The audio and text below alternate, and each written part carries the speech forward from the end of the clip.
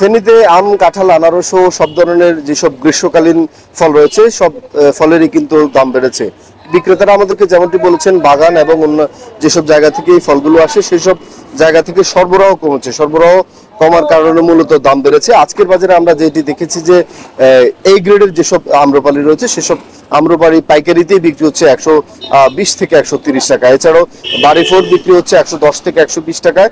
ফজলি আম বিক্রি হচ্ছে 90 থেকে 100 টাকায়, যেগুলো গত সপ্তাহেও বিক্রি হচ্ছিল আরো 20 থেকে 30 টাকা কমে। এছাড়াও যে কাঁঠালের যে সরবরাহ সেটিও কমেছে, যার ফলশ্রুতিতে কাঁঠাল প্রতি পিসও দাম বেড়েছে 30 থেকে 40 টাকা। এছাড়া আনারসও কিন্তু প্রতি জোড়ায় 20 থেকে 30 টাকা কিন্তু দাম বেড়েছে। আমাদেরকে মহিফালের যে ফল আড়ত, এটি এই আড়তের যে যারা বিক্রেতা তারা হচ্ছেন, তারা আমাদেরকে যেটি জানিয়েছেন যে বাগান পর্যায়ে কিন্তু আমের সরবরাহ কমেছে। সরবরাহ কমার কারণে কিন্তু আমের যে দাম সেটি কিন্তু বৃদ্ধি পেয়েছে। আমরা আজকের মহিফাল বাজারে এসে ব্যবসায়ীদের সাথে কথা বলেছি। ব্যবসায়ীরা আমাদেরকে যেমনটি জানিয়েছেন যে এই বাজারে প্রতিদিন 2 থেকে 3 কোটি টাকার কিন্তু দেশীয় ফল বিক্রি হয়। এছাড়াও বিদেশি ফল মিলিয়ে এই আড়তটিতে প্রতিদিন 9 থেকে 10 কোটি টাকার যে ফল সেগুলো কিন্তু বিক্রি হয়। এই ছিল মহিফালের ফল আড়ত থেকে আমার কাছে সর্বশেষ।